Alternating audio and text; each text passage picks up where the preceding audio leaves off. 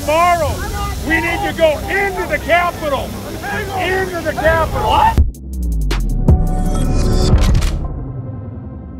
What's up, guys? It's your boy, Benny. If you were watching the media this morning, you would see reports like this of a man crashing a truck into a barrier near the White House. That dude also had a Nazi and swastika flag allegedly inside of the van, which was a U-Haul van. The U-Haul van was empty, and the barrier wasn't breached, and they arrested the guy, and boy, it's really scary. This is Insurrection 2.0. But what they won't show you is, of course, the mugshot that they got of the individual, which is going to cause a little bit of consternation inside of the whole white supremacist attack narrative here. See, it turns out that the man who crashed the truck is a Missouri teenager named Psy-Op.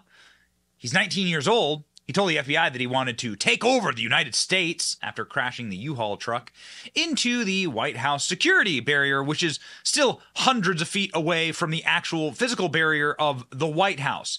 He was carrying a swastika flag, but he might as well have been carrying a milk box that he wears on his head and calls himself King Kamehameha of the Moon.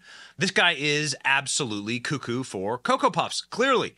And he certainly, well, doesn't look like your average white supremacist. That is very inconvenient to the narrative here, ladies and gentlemen. The Missouri teenager who crashed the U-Haul truck into the White House security barrier last night has been charged with trying to kidnap or kill the president. Psy-Op, 19 from Chesterfield, Missouri, was arrested at the scene, plowing a vehicle into the security barriers around 10 p.m. Here's what that looked like.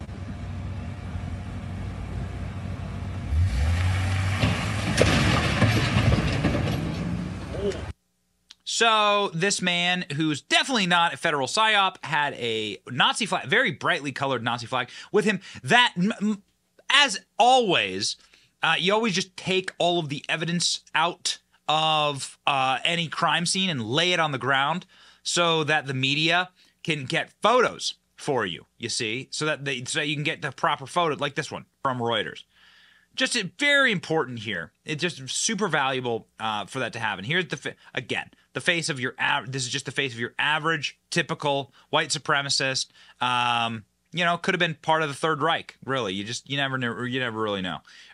Law enforcement told ABC he flew from St. Louis to Dulles, St. Louis, Missouri to Dulles, and then rented a U-Haul truck. President Biden was inside the White House at the time of the incident. It's unclear if he's aware of it. It's unclear if Joe Biden's aware of anything. So, guys, you know, police say a man in a U-Haul truck intentionally clearly shouldn't do this kind of stuff. But for them to try and cast this as some type of, I don't know, operation or some type of something other than the actions of a deranged individual who's, I guess, once again, there's the shot. There's the shot for you. This one's from CNN.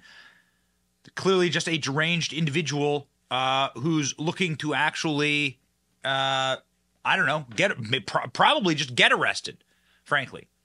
So color me skeptical, ladies and gentlemen, of the intentions and motivations of this clearly mentally disturbed individual. I'm a skeptic.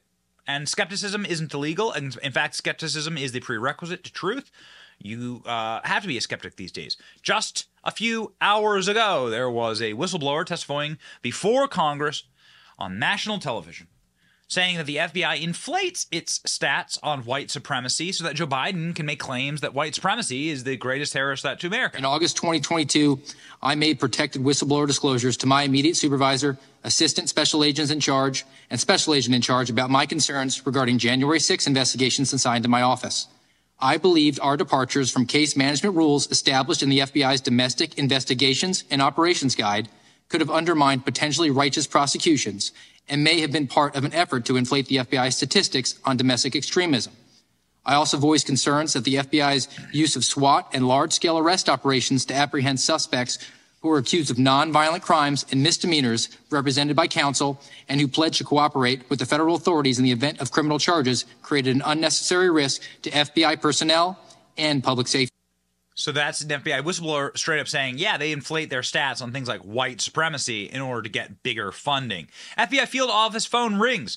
What's that, boss? Numbers down, funding on the line, need an incident, Nazi white supremacist alignment?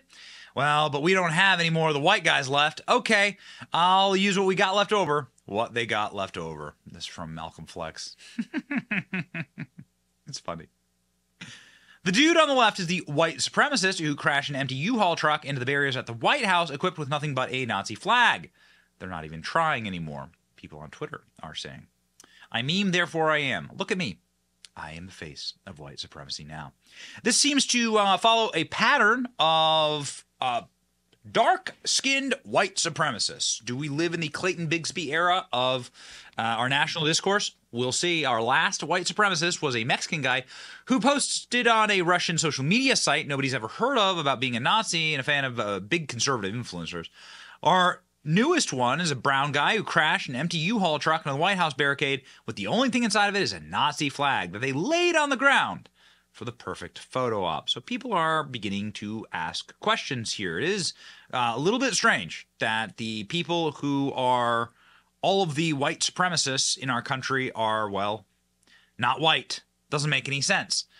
This is a meme that was posted about the last guy, a Mexican guy who's apparently allegedly a white supremacist, and he tragically shot up a mall in Texas a few weeks ago. Elon Musk saying that the story of this guy comes from a psychological operations publication called Bellingcat. I don't want to hurt their feelings, but this is the weirdest story ever, or a very, very bad Psy-Op, says Elon Musk, who has actually quite a bit of business with the federal government and who knows a lot of things about a lot of things. So, yeah, I mean, like paint me a little bit concerned or confused about this attack. Of course, again, if you were to watch the corporate press, what you would see is no mugshot of the man. The descriptions of a white supremacist, obviously the Nazi flag getting plenty of play in the media as it was laid out for everyone to see, very conveniently, that being the only thing inside of the truck, but no mention of the guy. No mention of his yearbook photos or his mugshot, which would seem quite important in a moment like this. This is what you would call a psyop. There it is. Well, you could get the photo, you can get the photo of the Nazi flag, but you can't get the photo of the actual suspect, because when people hear that Shia Kombucha, whatever that guy's name is the actual suspect here, they begin to like gloss over and be like, yeah, okay. And that's why we mustn't let them do that. That's why you must like, share, and subscribe on our videos to make sure that you remain informed and awake and based. It's your boy Benny. See ya.